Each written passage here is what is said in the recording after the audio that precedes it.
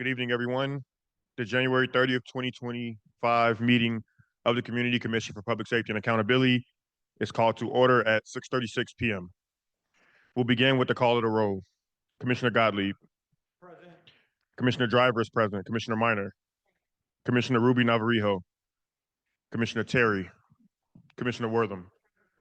With 4 out of 6 members of the Community Commission for Public Safety and Accountability present, we have a quorum and can conduct the Commission's business. The next item of business is public comment. If you would like to share something related to the Commission's work on public safety and accountability, you have a few options. You can speak at a public meeting. You can also submit public comment in writing by emailing your comment to Community Commission public comment at cityofchicago.org, or you can bring a copy of your comment with you to the Commission's public meeting. You can give it to someone on the Commission or someone on the Commission staff. People who wanted to speak during public comment period tonight were asked to submit their names in writing earlier today. Names were then drawn at random by a member of the Commission staff. Speakers will be called in the order in which their names were drawn. Do I have the speakers? Do I have the... Thanks. Speakers will be called in the order in which their names were drawn. If your name is called to offer public comment, we ask that you approach the microphone and line up in the order in which your name is called. When it's your turn to speak, please say your name and then spell your name and then offer your comments. Each speaker will have 2 minutes. We have allotted a total of 20 minutes for public comment.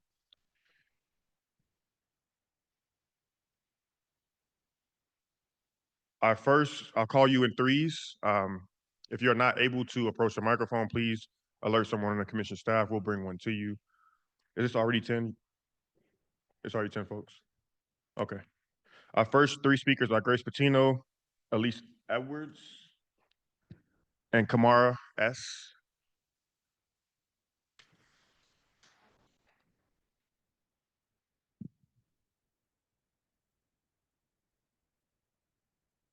Good evening.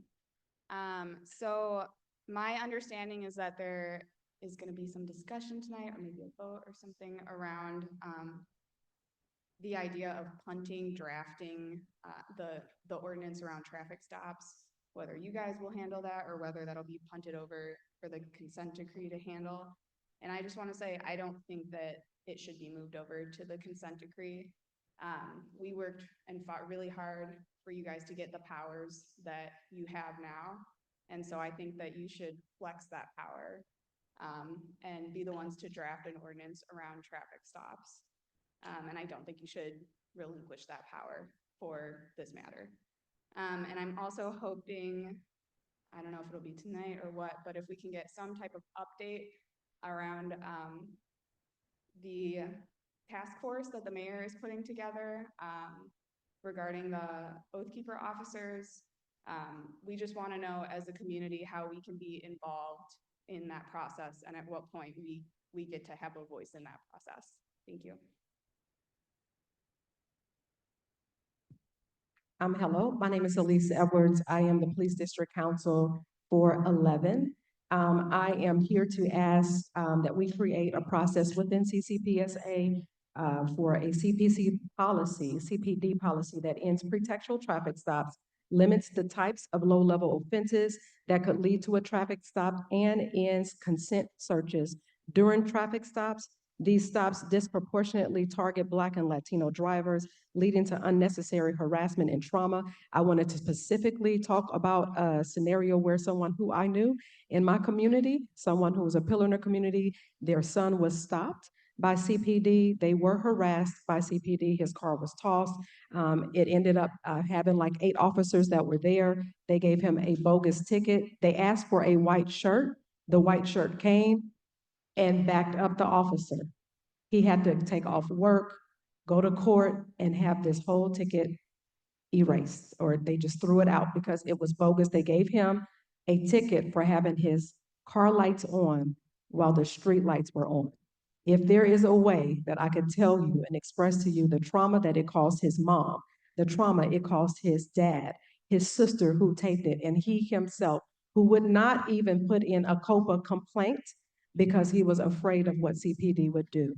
Some of these pretextual traffic stops, when it's very low level, are unnecessary, especially when they're making up reasons why they're stopping people. And we ask that we create a policy for that. Thank you.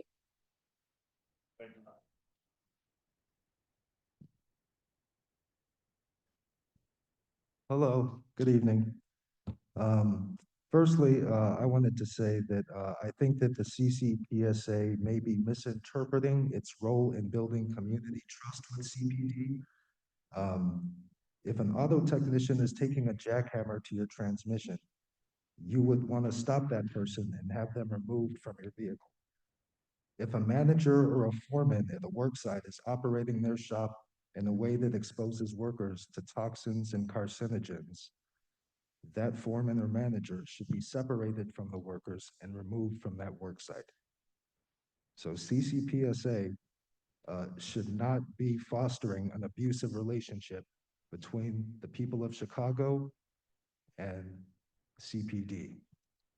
So I hope that you will all think about reinterpreting your mandate for fostering trust with the community, and don't push the community into an abusive relationship with its police force. Also, um, I think that CCPSA should be encouraging, or y'all should be holding cop watch trainings. If you can't do that, you need to be helping to coordinate them. If you can't do that, you need to be encouraging them. Again, in order to provide the community to have the capacity to defend themselves from the things that the commission is not able to address. And also, I would hope that the next time you all get to speak with Larry Snelling, that you would ask him about the 17 complaints that he racked up in his 6 years before leaving for AT&T, and the sustained complaints that he faced for physically slapping people, the accusations of smashing children's head into the concrete. Thank you. Thank you. Our next three speakers are Maya, District Councilor Arewa, and Fayani Oboma. Hi, y'all. Thank you for the opportunity to speak today. My name is Maya. I'm here with Chicago Appleseed Center for Fair Courts, an organization that's using mixed methods research approaches to interrupt cycles of poverty, mass incarceration, and racial injustice inherent to the legal system. It's important that we address the critical issue of pretextual traffic stops and emphasize the role of the CCPSA in representing our community's priorities. While we're glad that CCPSA is hosting these listening sessions, we really hope that it commits to actually taking into account the feedback. That would look like giving community members an opportunity to respond to a draft policy and being really transparent about how community feedback will be incorporated into that policy. We're also frustrated with how long the CCPSA is taking to act. Ending pretextual vehicle stops is an urgent issue. In these 7 extra months of community engagement, people will continue being harassed by police on the roads. We need action to be taken as soon as possible. People have been coming to these meetings for months already. We're part of the Free to Move coalition, which started coming in 2023, got 2,000 signatures on a petition, and has outlined really concrete policy changes for government that community members have shown wide support for. Data shows that almost 70% of stops in Chicago were for light or registration violations. These do not impact public safety. Less than 2% of the stops were for actually dangerous violations such as speeding, reckless driving, or DUI. That's only 2% of a giant amount of CPD resources being extended to mostly minor offenses. We know that stops for minor violations are racially biased and disproportionately target marginalized communities, eroding trust between the public and the police. The data is clear. This practice does not enhance public safety. CCPSA is well aware of that. We also know that consent searches enable cops to conduct fishing expeditions of people that have very racially disparate impact. Law enforcement needs to have an independent legal basis to search before asking for consent instead of relying on their subjective judgment, leading only to racially biased results. In conclusion, the problem of pretextual traffic stops is extensive and requires strong and swift action. The CCPSA has the power to make meaningful change, and we urge y'all to use that power to ensure that the policies negotiated actually reflect the priorities of the community. Thank you. Good evening, District Councilwoman Arewa, Karen Winters, 15th Police District. Per the ECPS ordinance, whereas the ordinance also establishes district councils for the purpose of 1, building connections between CPD and community, and 2, collaborating in the development and implementation of community policing initiatives, which have never been defined for us, never explained to us, and therefore it leaves us to our own interpretation. So in the 15th district, we have envisioned what an initiative could look like and how it could help us gain visibility, hold police and community accountable, and fulfill our integral purpose as district counselors. I've spoken with Adam about this months ago. We have introduced this to our constituents. We've gone over with our commander, and he gave us some constructive feedback. So over the next several months, we'll work on developing the 15th District Tribunal Initiative that will embody restorative justice, mediation, conflict resolution, and if needed, racial healing practices. Our tribunal will be made up of one district counselor, one community member in good standing and trained in all areas of our tribunal, and one CPD officer that resides in the 15th district, also in good standing and trained in all areas of our tribunal. All that we are doing right now, because everything in this whole endeavor has been trial and error. One thing I've learned about working with CPD is they are excellent in telling us what they can't do. So in the 15th district, we just want to hear what they can do and what they're willing to do to help us help them. If we, so we have focus groups with stakeholders and shareholders in the community, to make sure we have significant and viable input, beginning with Marcia Thompson Esquire, who was the consultant for the city that brought the community mediation program with, the Center for Conflict Resolution. She has volunteered to train our community members with her expertise and time. What else? So yeah, so if we did not receive support and acknowledgement of CPD, CCPSA, and the Community Commission, we will confess this to our constituents that our transformational efforts have been thwarted by the powers that be, and perhaps we should look That's the into 2 if we minutes. are Can you wrap up your experiencing comment, please? civil rights violations for being denied the authority to exercise our powers to perform our functions and duties. Thank you. Fayani, I'm a member of the Chicago Alliance. Let's not forget the spirit in which this ordinance was created. It was to hold the police accountable. The city has a long history of torture cops, rogue superintendents like the one that's in power right now, Larry Snelling. And it's important that we fight within this body to hold the police accountable. So I'm raising my voice in support of ending pretextual traffic stops, and not letting those traffic stops go to the consent decree. As it stands right now, CPD has a 7% clearance rate with the consent decrees. In fact, in the 2nd district, CPD is not even following through on its consent decree commitments. And so in regards to that, we need to ensure that the commission passes the policy and it not go to the consent decree.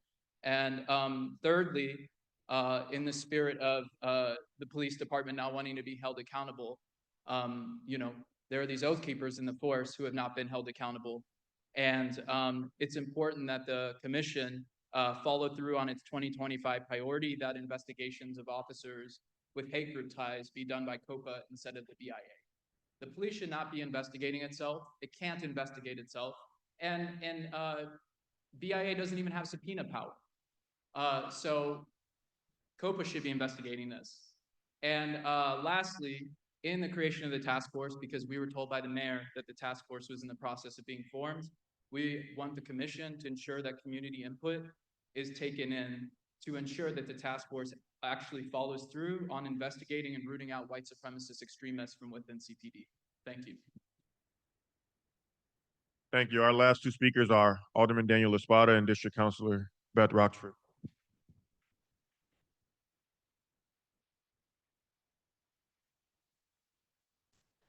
Commission, thank you so much for the opportunity to meet with you today. I have the privilege of serving as alderperson for the 1st Ward and also as the chairman for the Committee on Pedestrian and Traffic Safety for the Chicago City Council. I'm really glad that this is the 2nd time that we're taking up the topic of pretextual traffic stops through the commission. I'm really grateful for those within the Free to Move Coalition who did the hard petitioning work to make sure that that first hearing happened. I'm here to add my voice to the chorus encouraging you not to vote pretextual traffic stops to the consent decree. Everything that I've learned over the last 2 years in office from advocates from my community confirms that there is no equitable version of a pretextual traffic stop. There is no more just version of a pretextual traffic stop. Conceptually, fundamentally, pretextual traffic stops erode trust and cooperation with Chicago Police Department. It fundamentally is detrimental to the work of keeping Chicagoans safe. It was very hard and challenging when we voted to vest policymaking power with the commission. We did this because we trusted you and hoped that you would use that power wisely and boldly on behalf of Chicagoans.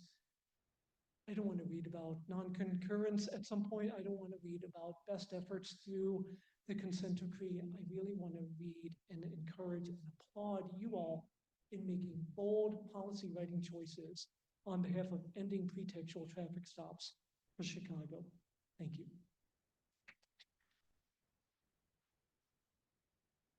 Hi, Elizabeth Rochford, 17th District Councilor. So I just want to echo a lot of what we heard tonight. I spoke at the consent decree hearing with the judge last year, urging that you guys be trusted to keep traffic stops in your purview. So I want you to vote no on that. I would also ask that you give us a draft policy sooner rather than later, because the community should be able to look at this and weigh in on it as you're doing the listening sessions. And we want a timeline, maybe like by the end of the second quarter, to have this draft policy, and at your listening sessions, actually get feedback on that draft policy rather than just hearing people's stories about their poor experiences with police and traffic stops. So please consider that. Thank you.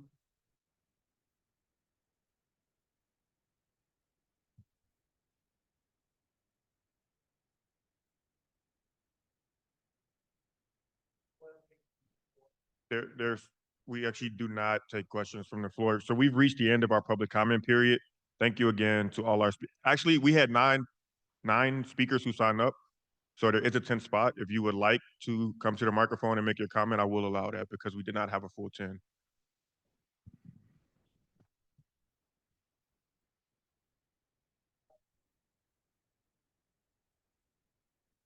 Understood. You make sure you have a microphone.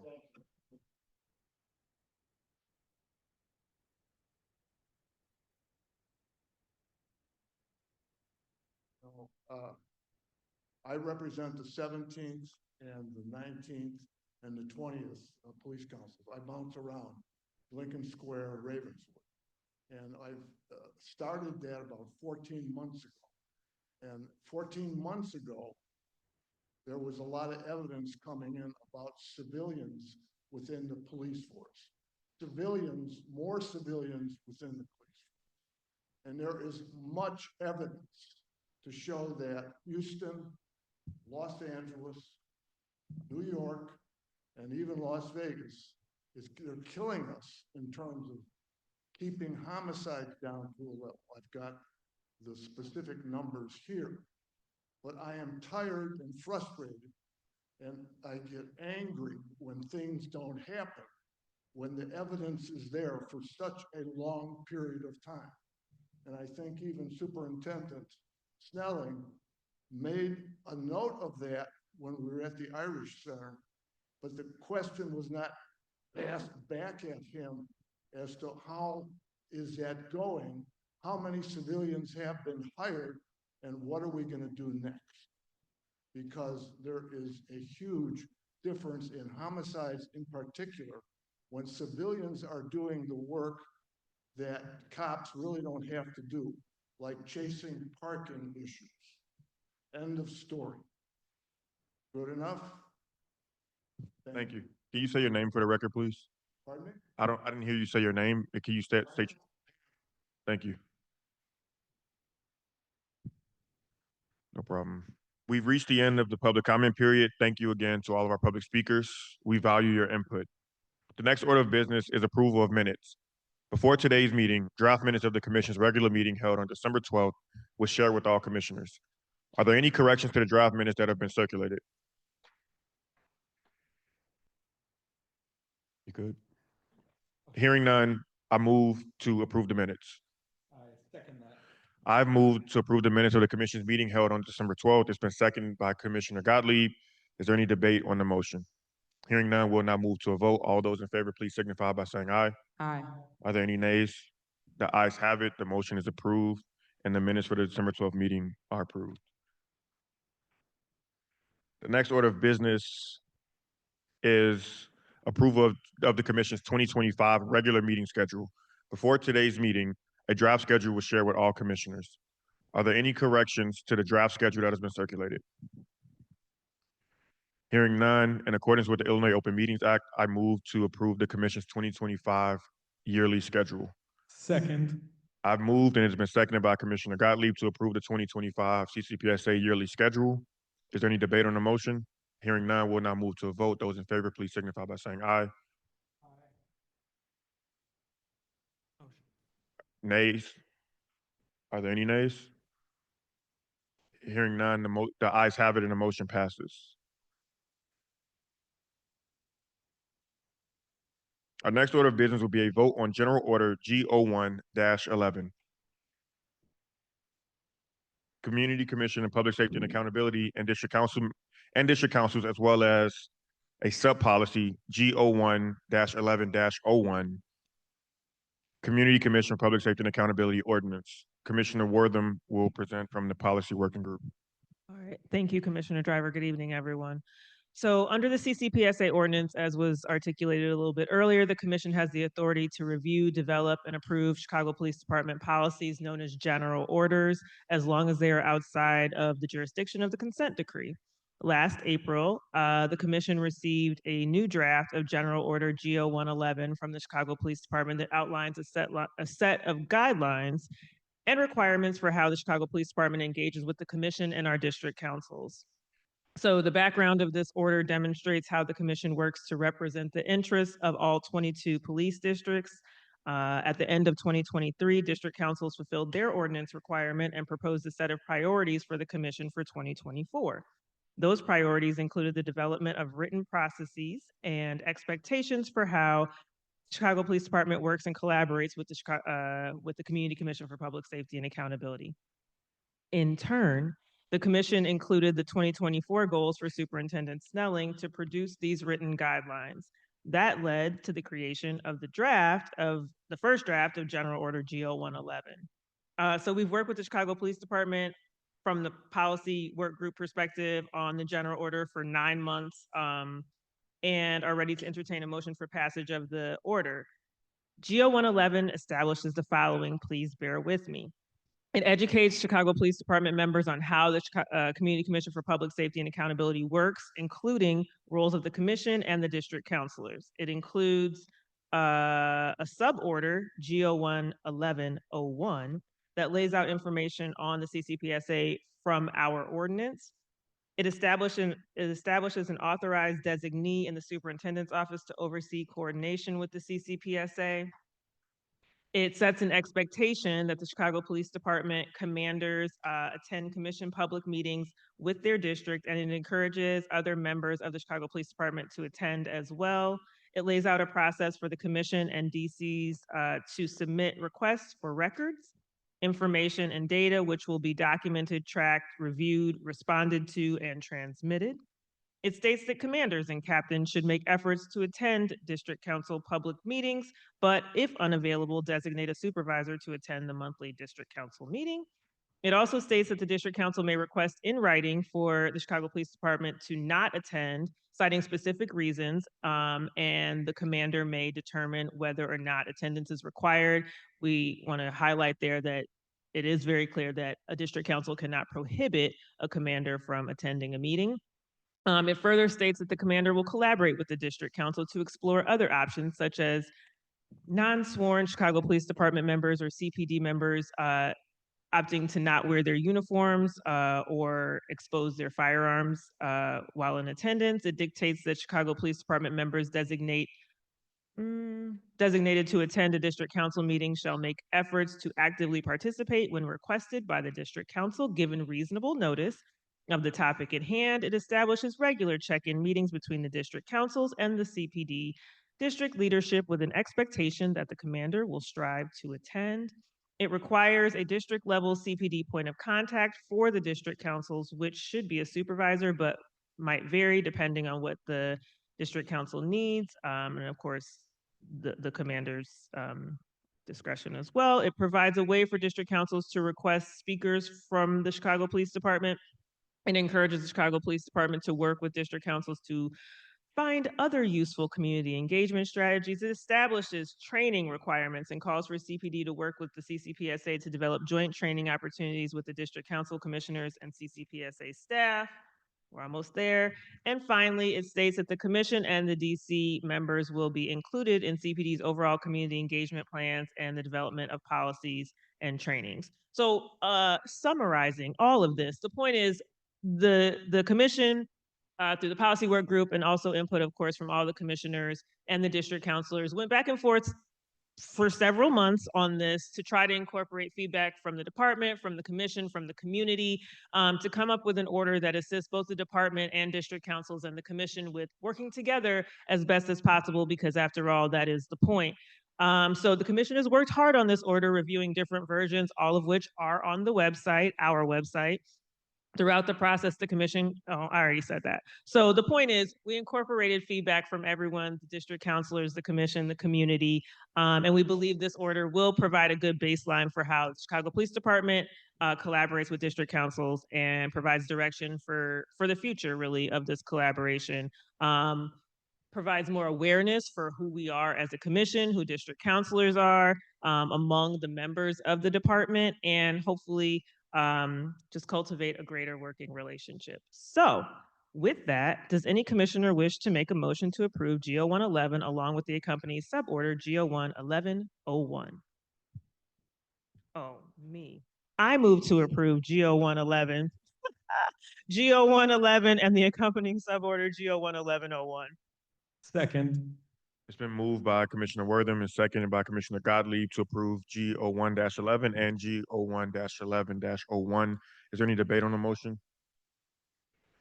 Hearing none, we'll now move to a vote. All those in favor of adopting the order, please signify by saying aye. Aye. Are there any nays? The ayes have it and the motion carries. GO 1-11 and GO 1-11-01 are approved.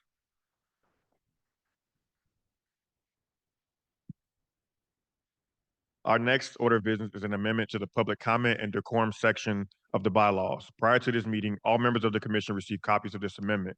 This amendment does a few things. It provides that public comment being given at the commission's meeting must be limited to matters related to business that is before the commission.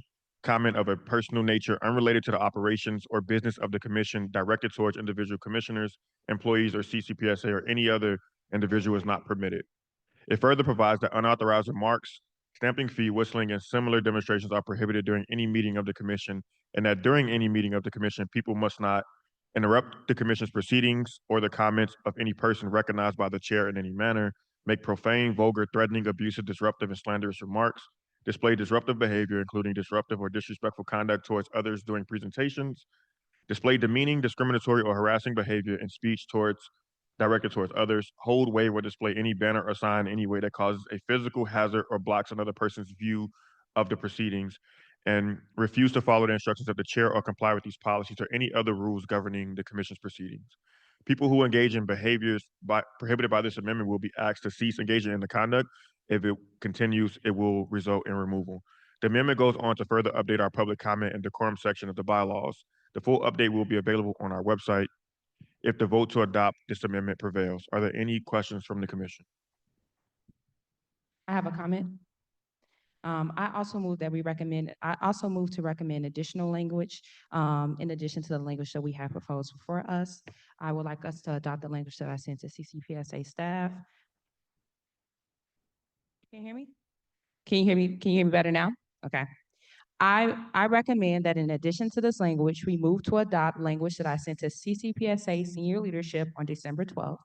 Under Section F of our bylaws entitled Conduct at Meetings, I have added additional language to the email that I have sent to senior staff to make sure that it's in alignment with this language that is proposed to us today. I recommend that we adopt the following language. Any commissioner may raise a point of order if a speaker, including other commissioners, members of the public, or staff engages in the following prohibited behaviors.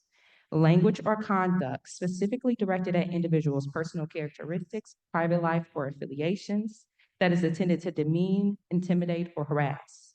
This includes, but is not limited to, comments about a person's race, ethnicity, religion, gender, sexual orientation, gender identity, age, disability, or political beliefs. The use of vulgar, obscene, or offensive language, direct or implied threats of violence or harm, personal attacks that are defamatory or any language that a reasonable person would consider abusive.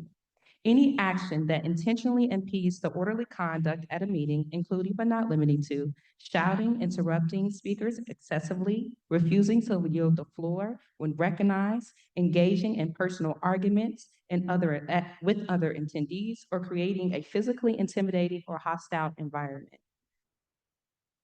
Any behavior that creates a hostile environment based on the any behavior that creates a hostile environment based on the individual protected characteristics as defined in section 1 above.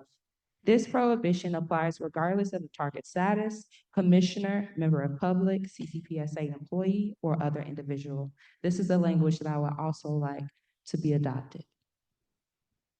So, as the chair of the meeting, I think there's two options here. I'm happy to entertain that. However, I wasn't given notice of that to actually read the language ahead of time. I'm not sure if other commissioners or people on our staff were. We can either vote to approve this now, or we can move to table it and add yours, or we can vote to approve ours now and then add yours at the next meeting after commissioners have had proper time to review it. So, I mean, I think from my perspective, I think we should consider them both, so we should table it now and then vote. Because I think it is important to not just make sure that community members are engaging in proper conduct, but also that us as commissioners engage in proper conduct, and the current prior to what Commissioner Minor produced, that was not clear. Unless there's any opposition, move to table this vote to the next regularly scheduled CCPSA meeting. Everybody good with that? No, you don't have to.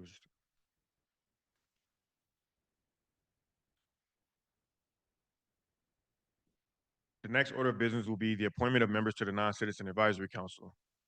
And for that, I'll pass it back to Commissioner Minor.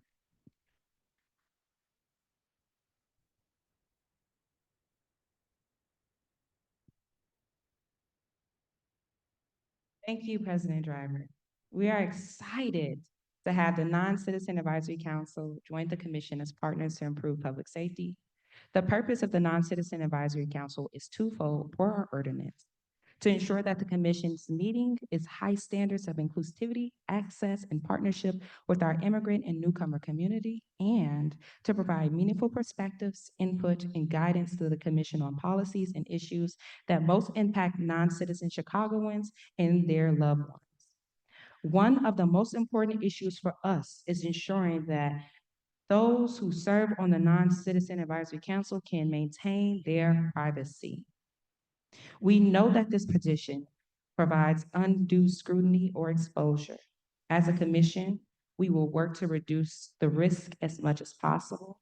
I also want to talk a little bit about my personal beliefs at this moment.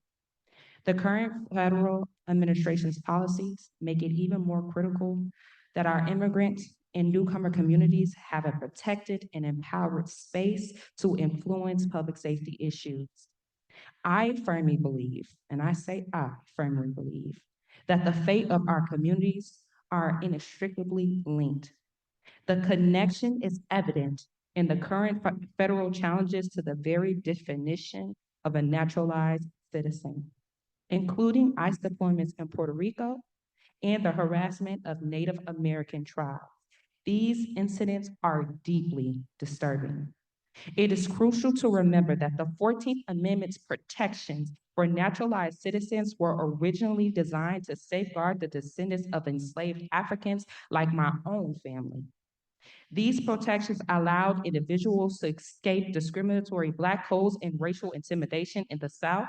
My great-grandfather, for example, fled Mississippi to Chicago, nearly escaping a lynch mob after confronting a white man who assaulted his wife, my great-grandmother. The same constitutional protections enabled him as a U.S. citizen to purchase a home in Inglewood and build a new life, which I am benefiting from today. As a Black woman in this country, I am acutely aware of how my existence is often minimized, even in the only country I have ever known. My identity is frequently erased from the narrative of what it means to be an American. I refuse to allow this administration to target and otherize my peers like me, who simply want to feel safe and protected in a land that they call home. It is my personal belief that we must stand together to ensure these fundamental rights are upheld for all. I thank you all for listening to me.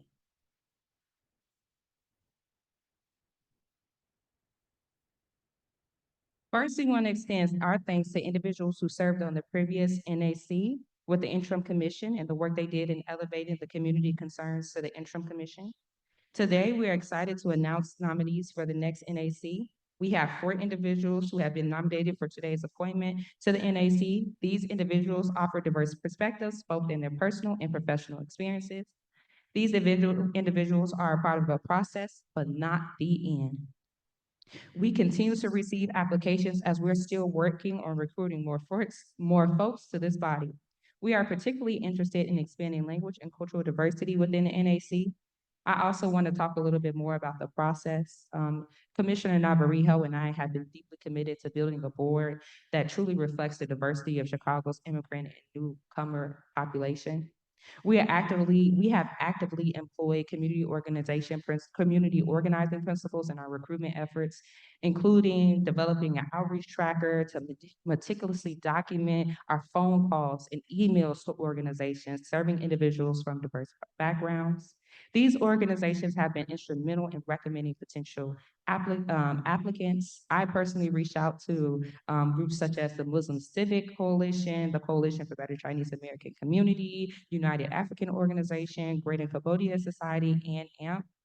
Despite these efforts, we still lack representation from several significant affinity groups within our immigrant and newcomer population. We are particularly seeking representation from individuals of Indian, Pakistani, Filipino, Burmese, Iraqi, Afghan, Polish, Ukrainian, Ecuadorian, and the Democratic Republic of Congo descent.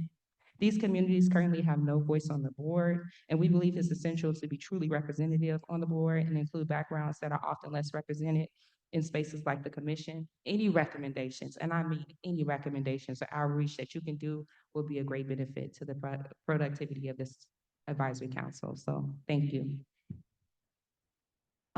In accordance with MCC 28050, I move to confirm Christopher Morosi, Myra Gomez Santana, Minerva Garcia, and Tenoch, I'm so sorry for butchering your name, Rodriguez, to the Non-Citizen Advisory Council for a 2-year term. Second. Commissioner Minor has moved and Commissioner Gottlieb has seconded the confirmation of 4 new members. Of the 4 aforementioned members to the Non-Citizen Advisory Council, is there any debate on the motion? Hearing none, we'll now move to a vote. Those in favor of adopting the motion to confirm the 4 aforementioned individuals as members of the Non-Citizen Advisory Council, please signify by saying aye. Are there any nays? The ayes have it and the motion carries. Congratulations, everyone.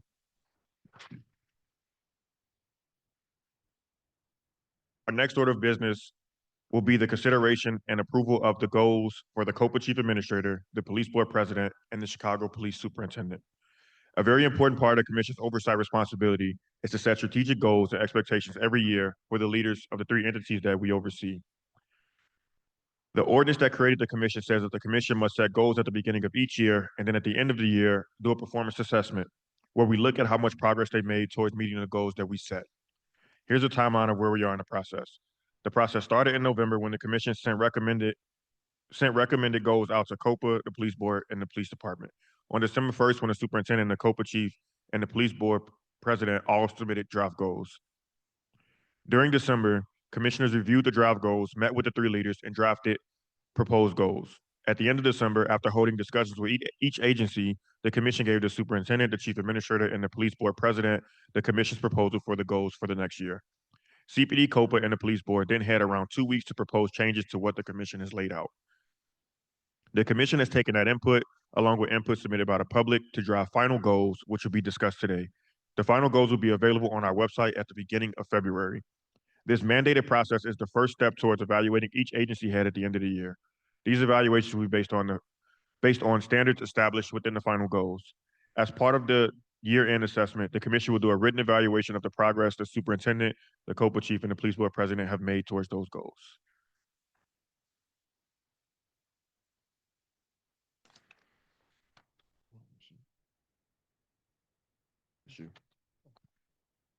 Good evening. And thank you, President Cooper, for joining us. We've established one goal for 2025 for the police board president. This goal is broken into 3 parts. The police board president will work with the board to conduct a comprehensive review of the rules and regulations to determine which existing rules and regulations should be revised, modified, or deleted, and to identify new rules and regulations that should be implemented to ensure that the Chicago Police Department's rules and regulations align with the principles of 21st century constitutional policing, promote transparency and accountability, enhance community trust, and foster equitable and effective law enforcement practices. 2, develop a process to conduct the review and revision of the rules. And 3, hold listening sessions with both governmental, district councils, community organizations, and other stakeholders specified in the goal.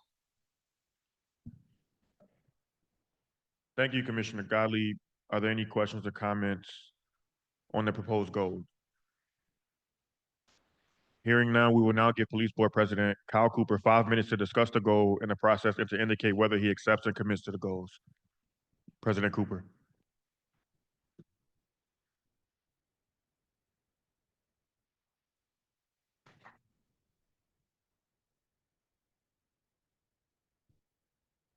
Thank you, President Driver and the fellow commissioners and the staff of the CCPSA for working so closely and effectively with myself, Executive Director Max Caproni of the Police Board, and the rest of the staff of the Police Board in helping us work in a collaborative manner to put together this goal for 2025.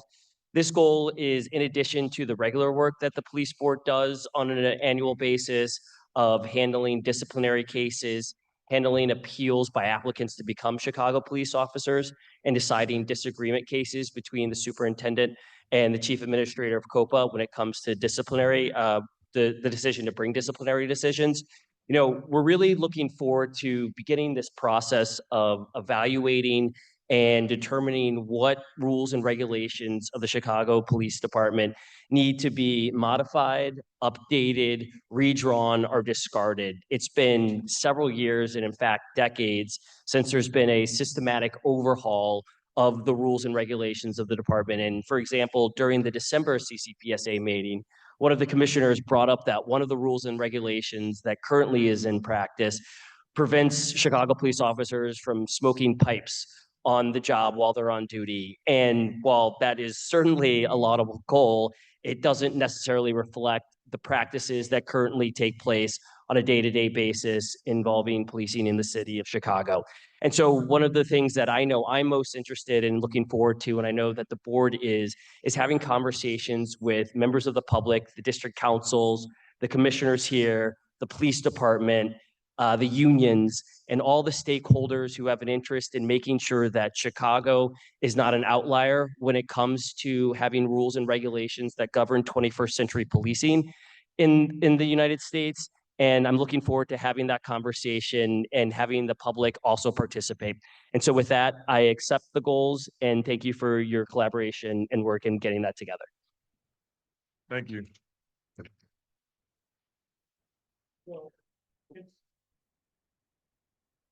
Sorry, Commissioner In Gottlieb. accordance with MCC 280050E, I move to adopt the 2025 goals for the police board president and deliver them to the president.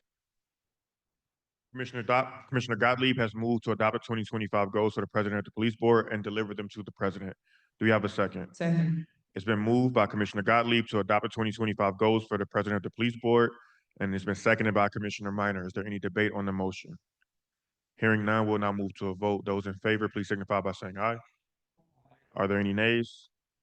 The ayes have it, and the motion carries. The 2025 goals for Police Board President Cooper have been adopted and will be delivered. Thank you, sir.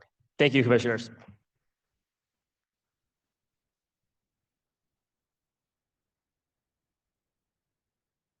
Thank you, Commissioner Gottlieb. Also, Commissioner Gottlieb and I will discuss goal setting for the Chief Administrator of the Civilian Office of Police Accountability, and I'll pass it back to Commissioner Gottlieb. Thank you, President Driver. Before we discuss the goals, I want to thank Chief Administrator Kirsten and her team for their collaboration during this process. Goal 1 is COPA will draft a policy in coordination with CCPSA that addresses COPA's communication with the media and other key stakeholders about open cases. COPA will meet with subject matter experts and other key stakeholders. The goal is to create a policy that will utilize best practices when speaking about open investigations. It's important that any new policy respects the need for transparency while also protecting the integrity of all investigations. Goal 2, COPA will implement a robust pattern and practice investigation policy and mechanism that improves public safety outcomes in the city of Chicago. The policy will include how investigators can surface an issue for pattern and practice during an investigation, how the Policy, Research, and Analysis Division will conduct this investigation, including how investigators will be included in the pattern and practice investigation, and how that division, which is called PRAD, will develop findings, how findings will be published and disseminated, and how the agency will use its powers to enforce recommendations stemming from its finding. Goal 3, COPA will create a mediation policy built on community feedback and implement the mediation program by the end of 2025.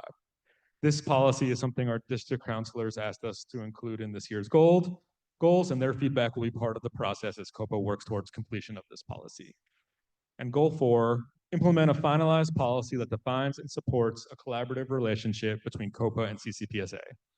This policy will govern how the two agencies work together.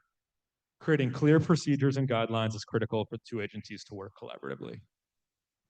Are there any questions or comments from the commission on the proposed goals? We will now give COPA Chief Administrator Andrea Kirsten 5 minutes to discuss the goals and the process and indicate whether she accepts and commits to the goals. Chief Kirsten.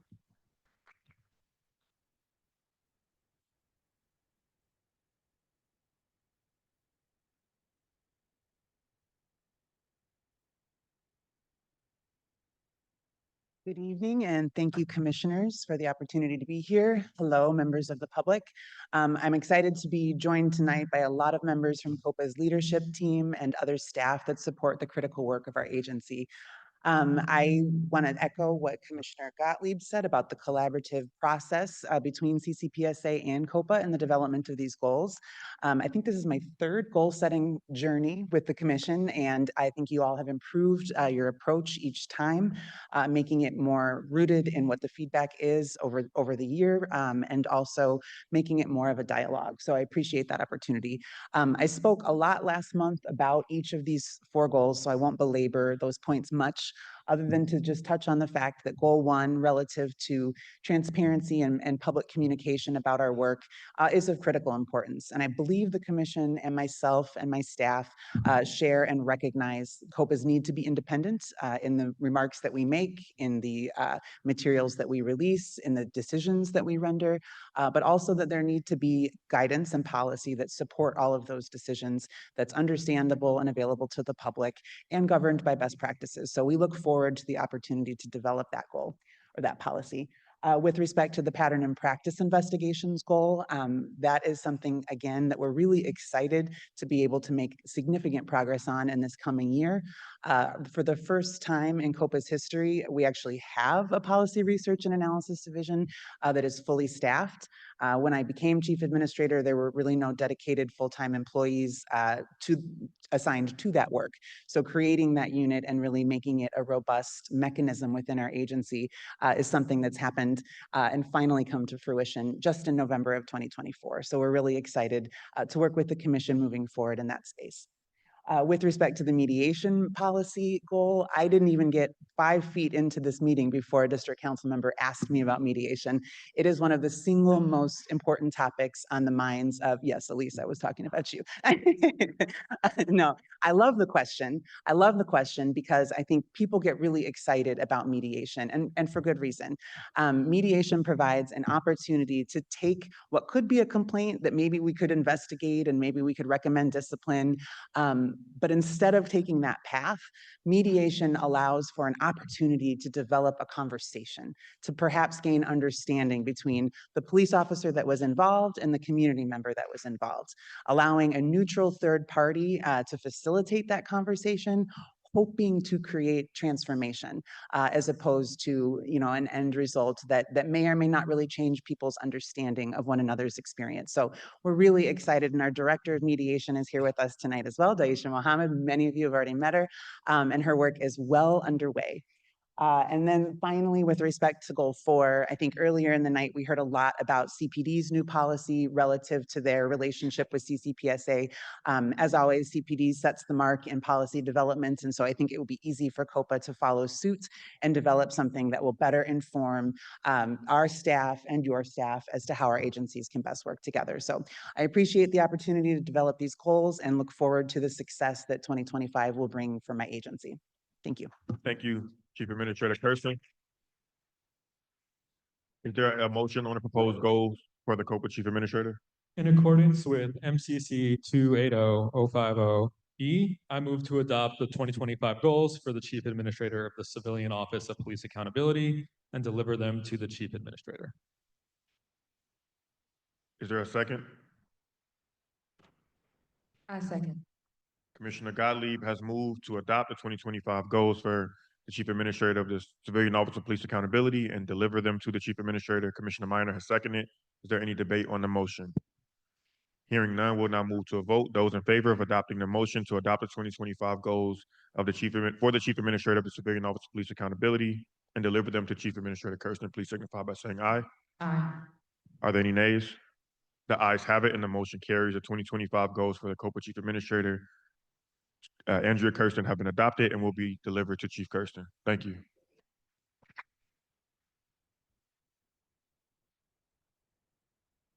Thank you, Commissioners. Next, Commissioner Minor and I will discuss goal setting for the Superintendent of the Chicago Police Department. Commissioner Minor.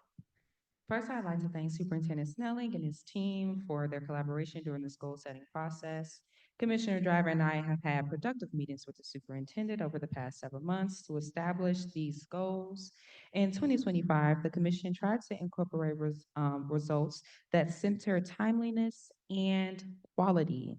As a part of our commitment to strengthen our goals and evaluation process, I also want to note that the 2024 goals evaluation should be available. If not, they should be published soon. I highly recommend that you all look into them. The commission also looked for ways in which the superintendent goals could advance the consent decree compliance. We look forward to working with CPD over the next year as they progress in these crucial goal areas. Goal 1, traffic stops and Fourth Amendment. This goal focuses on ensuring that all officers have a strong foundation in constitutional policing based on impartial policing to guide their work every day. This goal includes CPD drafting a policy collaboratively with the commission that addresses traffic stops and incorporates community input throughout the policy development. This goal also includes the completion and implementation of a comprehensive stop document system. Goal 2, workforce allocation. This goal centers on the execution and completion of the workforce allocation study in 2025. The execution of this workforce allocation study includes several phases which insist on community engagement during each phase. The department is working with an outside agency to complete this work. However, the department will need to provide this agency with information to complete the study in a timely fashion.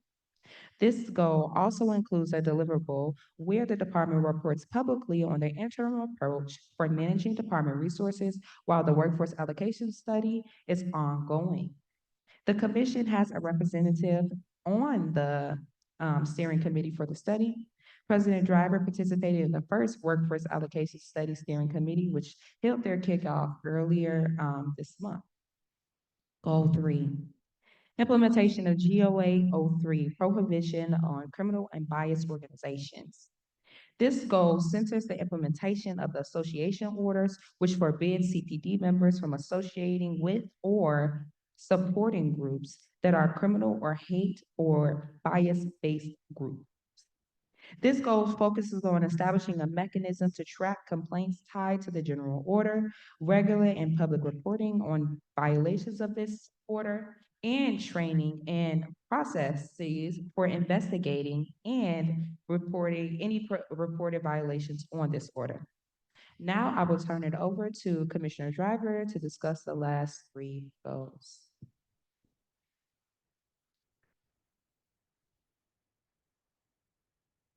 Thank you, Commissioner Minor. Goal 4, community policing. This goal is focused on building and fostering collaborative partnerships through engagements that result in greater public trust between the department and the community. The community policing goal has 2 broad objectives. The first objective is for CPD to complete their community policing assessment that began in 2024. Related to this objective is increased community engagement, including incorporating the district councils into collaborative and strategic district level planning. The second objective of the community policing goal focuses on CPD's implementation of G01-11, which institutes structures and processes that allow the district councils and commanders to build connections between the police and community. Goal 5 is member wellness and support. This goal focuses on developing and implementing systems and improve facilities to ensure a healthy and a resilient workforce. The goal has 2 objectives. The first objective centers on CPD building and implementing the Early Intervention and Support System, or EISS. The department will combine and automate current legacy performance management systems into a single policy-based application. The second phase of implementation, planned for 2026, will be the deployment of a predictive analytics system that will give CPD supervisors a risk level overview of their officers and provide real-time alerts as out-of-policy, adverse, and at-risk events occur. Combined, these systems will help the department to deliver proactive risk management and officer support for its members. The second broad objective of this goal is focused on addressing facility issues. This objective is an extension of a 2024 goal which focused on identifying and addressing facility issues. There is still work to be done to provide department members with adequate facilities for daily use. The goal for 2025 is to develop formal structures to discuss issues and continue advocating for better facilities to support the department members' health. Goal 6 is victim services. This goal focuses on building on CPD's crime victim services assessment completed as part of their 2024 CCPSA goals. This goal centers on providing timely and appropriate services and referrals to victims of crime, including referrals to other city agencies where appropriate. Again, we thank Superintendent Snelling and his team for their collaboration in this goal-setting process. Are there any questions or comments from the commission on the proposed goals? Hearing none, we will now give Police Superintendent Larry Snelling 5 minutes to discuss the goals and the process and to indicate whether he accepts and commits to the goals. Superintendent Snelling.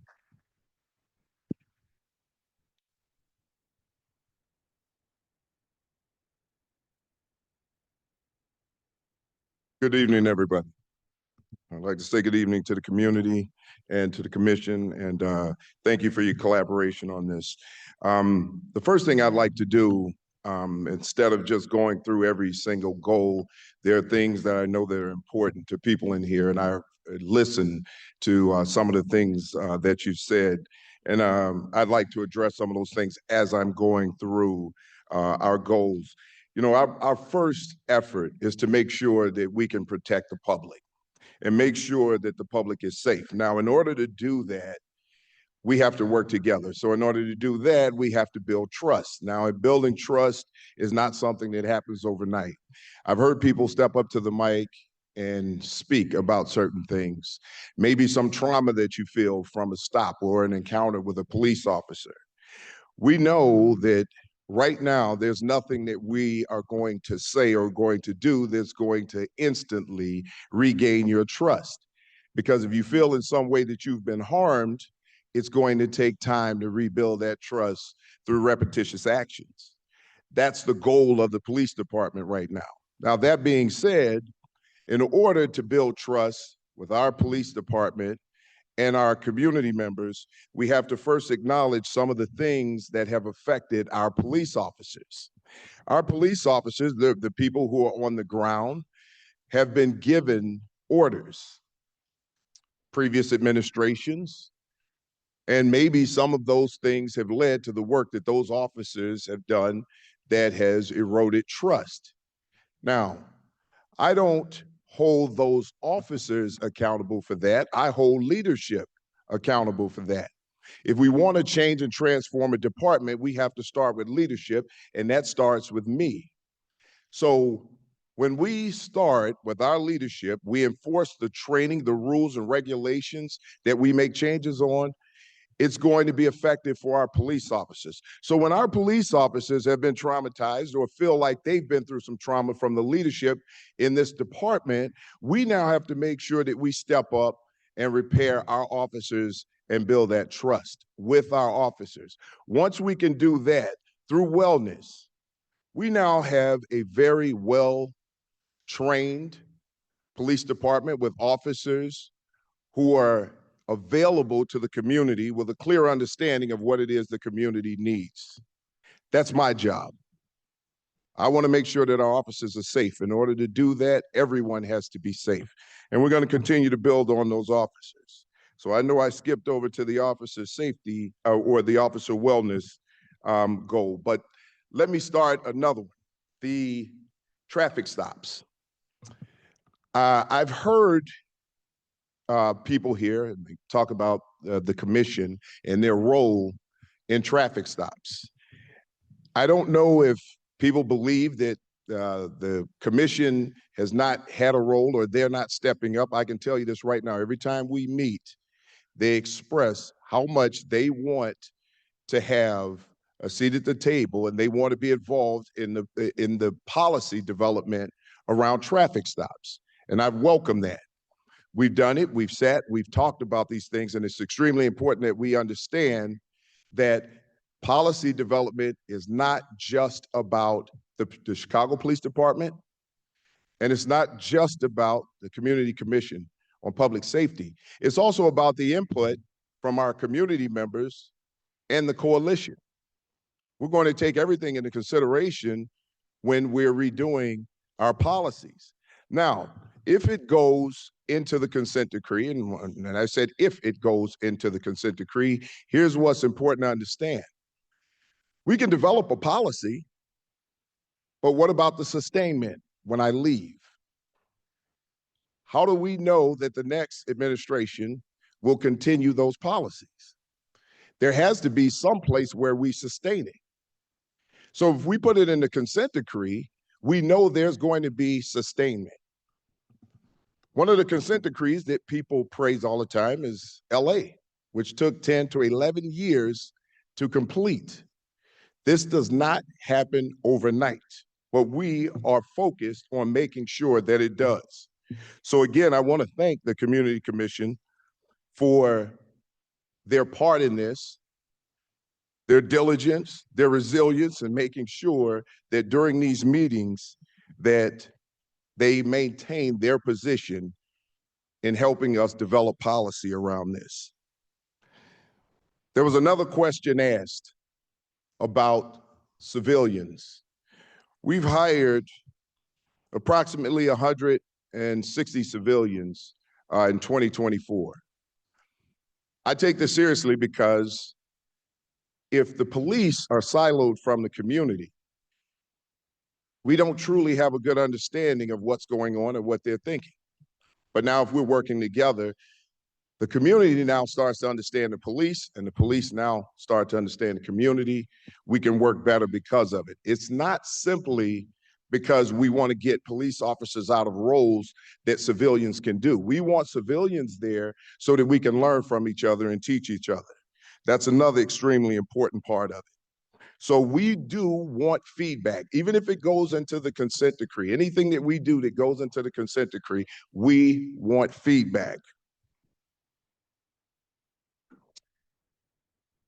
The fourth goal,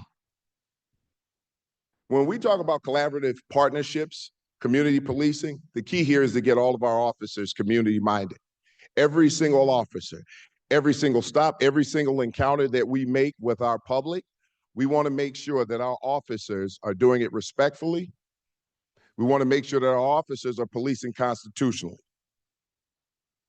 And when we talk about officer wellness, again, I have to treat my officers with respect.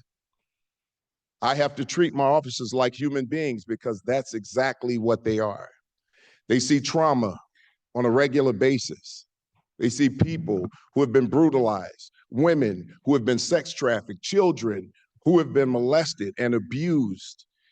They see murder on a regular basis. We had 573 homicides last year. Our officers at some level witnessed all of those things. I have to acknowledge that and make sure that our officers are well. We have to make sure that the facilities that they're working in are adequate for them to do their jobs as professionally as humanly possible. We're going to continue to do that. When we talk about community, I've said this before, and sometimes people don't understand. As a police agency, if I say community first, I'm working backwards because my job is to put police officers into the community. If I truly care about the community, I'm going to work as hard as I can to put the best possible police officers in those communities. That's why my police officers have to come first, because I have to develop the best possible product for these communities so that we know that we're not putting anyone in the community that will do it harm. Lastly, when it comes to bias-based and criminal groups and criminal affiliation, I will stand here and tell you I am the first to say that I would love to have someone else with credibility do those investigations. The Chicago Police Department and any other police department or anywhere else, there is no place for people who are members of hate groups, bias-based groups, and criminal groups. The investigation that we did, we posted it. And we posted it for transparency, and there are a lot of moving parts to that. But what I would like for everybody to understand is this. If there is, and I hope there is, because we welcome it, a task force to investigate this, I hope that task force doesn't stop at the Chicago Police Department, because hate is hate. Racism is racism. And if we're going to talk about hatred and racism, and we're true in understanding that that's something that we want to put an end to, then that task force needs to be investigating everything and everybody, not just the Chicago Police Department, because racism doesn't just lie there. Hate groups doesn't just lie there. We need to look at everyone.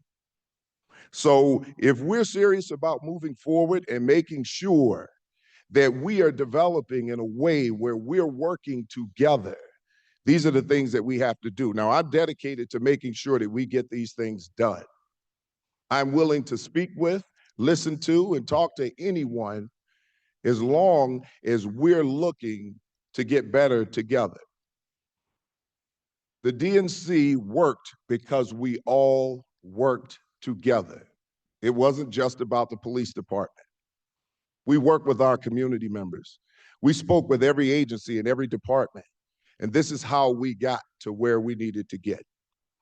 I know I've only got 5 minutes, so I'm going to stop right there because there's a lot more that I could say, but I just want to ensure everyone here right now that we're going to move forward to make sure that we develop our department in a way, make sure that our officers are encountering everyone in the most respectful way that we possibly can. So I'd like to thank the commission for their work. I'd like to thank them for their partnership, and I look forward to working with them as we move forward. So on behalf of the Chicago Police Department, I accept the goals set forth, and I'm looking forward to working with you in 2025. Thank you, Superintendent Snelling. Is there a motion on the proposed goals for the police superintendent? I just want to say that was a Baptist 5 minutes, not a regular 5 minutes. But we appreciate we appreciate your sentiments. In accordance with MCC 280050E, I move to adopt the 2025 goals for the police superintendent and deliver them to the superintendent. A second?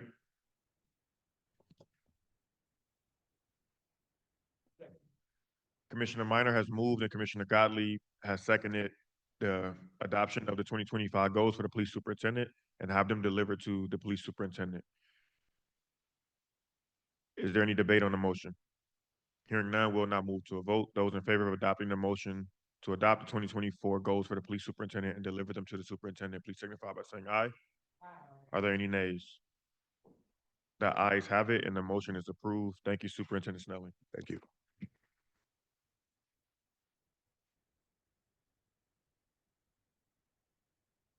So we're now going to move on to miscellaneous business. There was a vote that was placed on our agenda. I want to further clarify that. I want to clear up some misconceptions. So I do have a pre-written statement to clarify where the commission is in regards to traffic stops. But I do believe there's a lot of misunderstanding and/or is everything okay? Okay, just people started lining up in the back. I didn't know if something was happening. In regards to traffic stops, we don't have the authority to vote to put something in or out of consent decree.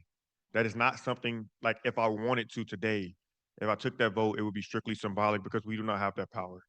That is something that a federal judge has the power over in the consent decree, as Judge Palmeier. Also, I will say you have heard us. The first thing we did as a permanent commission was I went to a consent decree hearing where I read a statement from our commission in opposition to traffic stops being added to the consent decree because it dilutes the commission's power. So I don't know where the information came from that the commission is supporting putting this into the consent decree in a way that would dilute our power. Now, with that being said, where we stand currently and the reason why we believe that it's okay to be in the consent decree is because we want to go into the consent decree alongside this policy. We want to be able to write this policy. If there is anything that happens, and we've made this clear to the superintendent, to the law department, to the office of the attorney general, and everybody else, I will say this to you publicly, that if this is included into the consent decree and it takes away the commission's power to write this policy, I will be out there with you all adamantly opposing this. That is not something that we accept. We will not run away from our responsibility to be able to write this policy. We will not run away from our responsibility to be able to engage with the public. What's important here is that we understand where we are in regards to this policy. The reason why we are good with going into the consent decree along with the commission is because we have to be able to follow through. We can write the best policy in the world. Everybody can give us an A+ on it, pat us on the back. We have a staff of 23 people. How many people is on Cody's team? 3? We have a research and policy team of 3 people. There are thousands of traffic stops that the Chicago Police Department conducts. Thousands.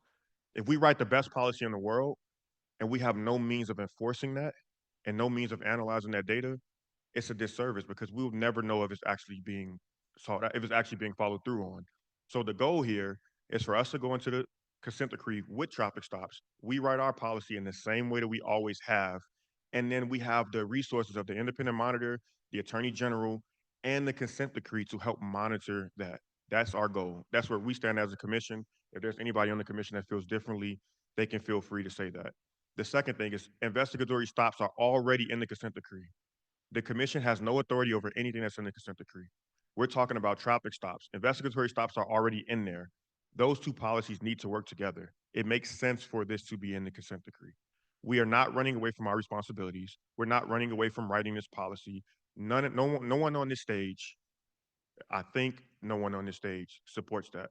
So I want to be clear that what we are supporting is us maintaining our ability to write policy and working in collaboration with government partners to be able to monitor that policy. And to be honest with you, the Office of the Attorney General has done a lot of work, and their staff have done a lot of work researching, looking at best practices, talking to stakeholders. It makes sense for us to work with partners to be able to get this done. So I will now read the prepared statement. If there's any, before that, is there any other commissioners that want to comment on this specifically, on where we are with traffic stops? So for the third or fourth time, we are not supporting putting this into the consent decree and taking away our ability to write this policy. We're looking for help in enforcing the policy after we have done our process to write it. Right now, and this is the prepared statement, so it's probably going to reiterate some of the stuff I already said. Right now, the CCPSA has the legal authority to make policy on CPD traffic stops. If traffic stops are incorporated into the consent decree without provisions clearly establishing a role for the commission in policymaking, then the commission will be given up a power that it now has. And more importantly, giving up the opportunity for deep community engagement in the process. So, from the beginning, the CCPSA's position has always been that if traffic stops are included in the consent decree, the commission will need to continue to play a central role in policymaking related to traffic stops. The commission has been working for months now to make sure that there is a clear understanding about the commission's role in that consent decree work and a clear understanding that the work will be centered on community engagement. It has taken a long time to get the answers that we need, a frustratingly long time. But this week, we finally got assurances about what this consent decree process will look like. Here are key points. Number one, going forward, the Commission and CPD will work together on traffic stops policy. We'll work with CPD to try to come to an agreement about policy details before the city negotiates with the Attorney General's office on traffic stops policy. Number two, the Commission, CPD, and the Department of Law are committed to working together as quickly as possible to develop and enact traffic stops policy that is consistent with the consent decree. Number three, the Commission will continue to conduct community engagement while simultaneously working on policy. We have written agreements about these points, and we'll be working over the next few days to get all the details down in writing in a public document. We'll also be working with CPD and the city's Department of Law on a timeline for this process, which we'll make public and we'll report on it regularly. We'll also be meeting next week to start working quickly, probably next week to start working quickly on traffic stops policy that is deeply informed by what we learn in the community engagement process and by evidence and national best practices.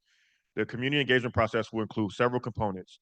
We'll work with district councils to get their input, so we're hearing from every police district in the city. We'll hold listening sessions over the next 5 months, which have already started in locations across the city. We had a listening session in December and another last week, and we'll have more every month. At the end of tonight's meeting, we'll share information about the next listening session. We'll meet with targeted focus groups to get input on important issues. For example, we'll have special sessions for youth, for seniors, for members of the disability community, and for law enforcement. We have a community survey posted online, and we already have over 400 responses. And we'll continue to work to get more survey responses from more people in more places. It has taken a long time to get to this point, and we're excited to be moving forward in this most important work, developing policies that will keep all Chicagoans, civilians, and police officers safe and more secure. And we'll work hard to keep your voices at the center of that work. Are there any comments or questions from commissioners? You can go ahead. Thank you, everyone. I also just wanted to ask some miscellaneous business. I want to provide an update on the task force. With that being said, the task force convened on January 13, 2025. The task force was comprised of representatives from the following organizations: the Mayor's Office of Community Safety, the Office of Equity and Racial Justice, CPD's Bureau of Internal Affairs, the Office of Public Safety Administration, CCPSA, and the city's Department of Human Resources. The task force is aiming to first develop a framework for the full force of government's response to extremism in law enforcement that summarizes any work currently underway at addressing this and identifying any gaps or barriers. I also wanted to say that during the meeting, we reviewed the task force objectives. We discussed related work underway within each agency. We discussed next steps for our next meeting, which is to address potential gaps on existing or ongoing work, align on deliverables, decide on a time frame, and make sure we identify the owners. I also want to say stay tuned for our next meeting where we'll give an update on the next meeting that we have and the things that we discuss. I want to transition from that update and talk a little bit about a recent list. Before you move on to something else, can I comment on that? Absolutely. Yeah, so that's another thing that I would like us to be clear on here. That task force is being led by the mayor's office.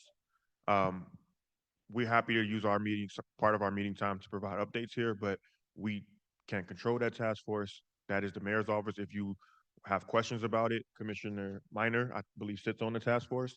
But those are more appropriately directed to Deputy Mayor for Community Safety, Gary and Gatewood, in the mayor's office. We don't have control of the outcomes.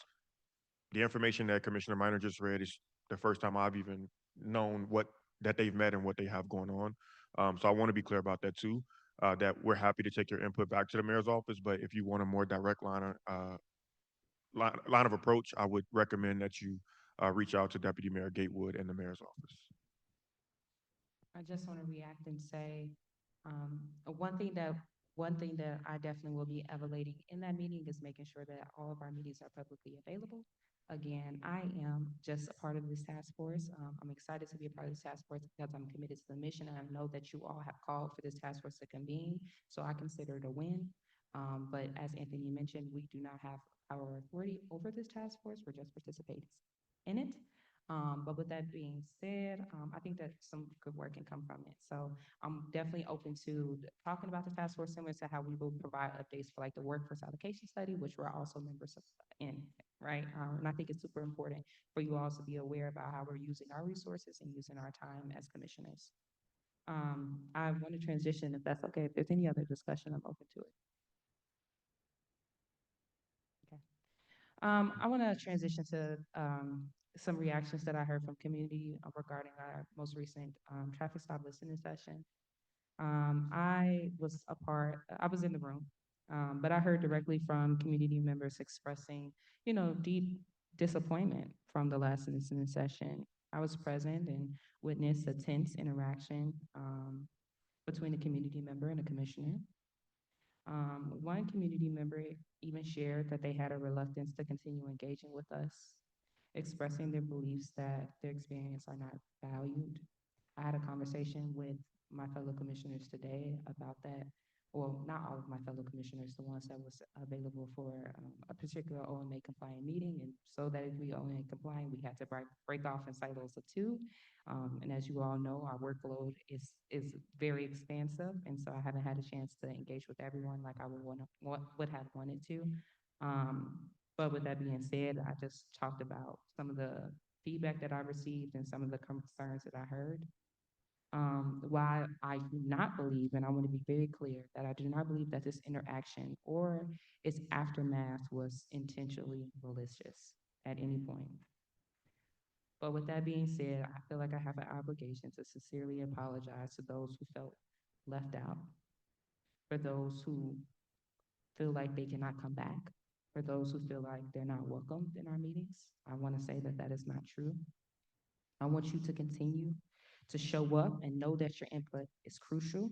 I urge you to continue to share your perspectives on this policy and understanding that this will significantly impact our collective future. So it's important that we hear diversity of thought in the space, not just those that align with mine. And for the people that I'm speaking about specifically, those thoughts did align with, with mine and community members that I do know personally. My goal is that our traffic stop policy will be something that we can all look back on with pride, knowing that we're part of a historic, impactful, and meaningful change that improves police and community interactions, similar to some of the sentiments that we heard today. This is why I strongly recommend a strengthened decorum policy, as I recommended earlier today. I believe that it's important to hold everyone to the same standard of mutual trust and respect. I also suggest rotating commissioners in these listening engagements, allowing the community to be familiar with our diverse perspectives, because we have diverse perspectives on this board. And I think that's one of the ways in which we best serve Chicago, by having diversity of thought. Finally, and most importantly, I believe that we all must have an equal opportunity to contribute to the language on this traffic stop policy. We talked about wanting to be a part of this policy-making process. I propose that the bulk of this work be conducted not solely within a single working group, but also through OMA compliant breakout groups and other transparent channels. This collaborative approach will ensure that we will arrive at a final product that our community deserves, and a policy that truly reflects our shared vision for a better future. Those are my thoughts, and I welcome any reactions.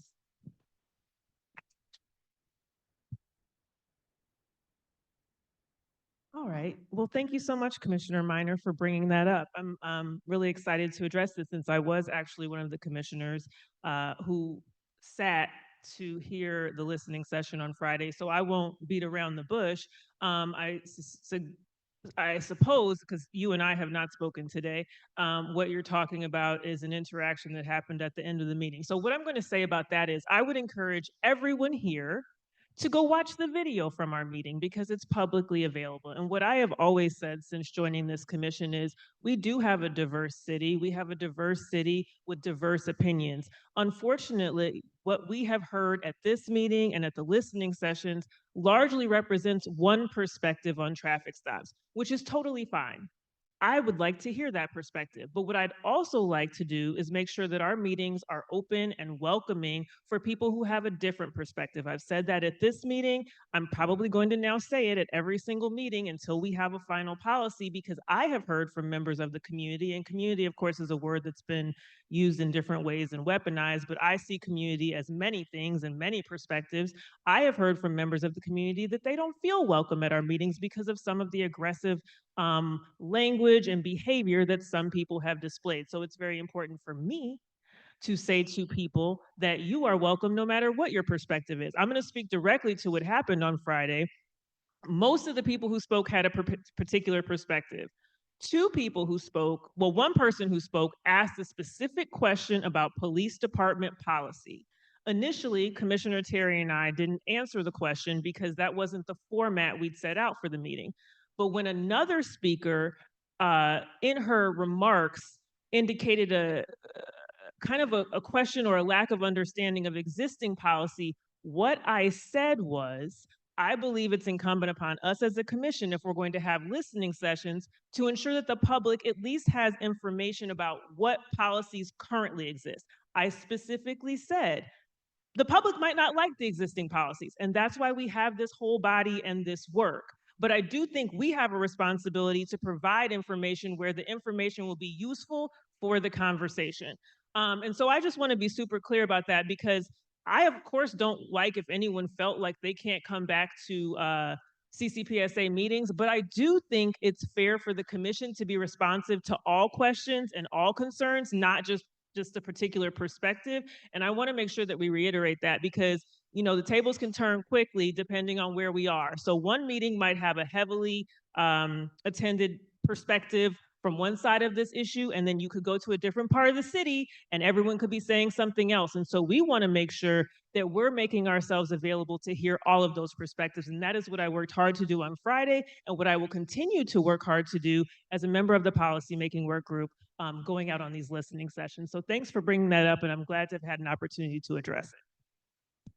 So just real briefly, I'm not here to litigate like the specifics of a listening session, but I want to echo Commissioner Minor's sentiments about how we move forward. I think it's important that all commissioners have a seat at these listening sessions and so the diversity of the entire commission is heard.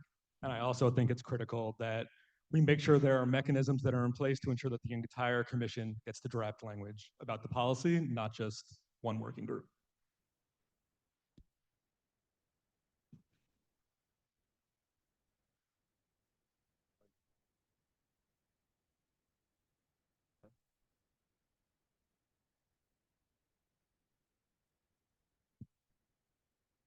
One of the practices that we have just started is recognizing our elected officials in the room. So I just want to recognize Arayra Winters, Elise Edwards, Ashley Vargas, Beth Rochford, DeAndre Rutis, Brad Vessler, and Alderman LaSpada. You guys can do a round of applause. If there are any elected officials that I did not recognize, please feel free to stand and wave. Oh, and Dion. Hi, Dion McGill. Nice to see you. That is all. Thank you. The next listening session on traffic stops will be February 20th at, what's this word, Adam? European Chalet Banquets in the 8th Police District. There will be information about that session on our website, and we'll send information to everyone on the CCPSA mailing list. Please follow us all on our social media accounts. If there is no further business before the commission, this meeting is now adjourned. Thank you, everyone.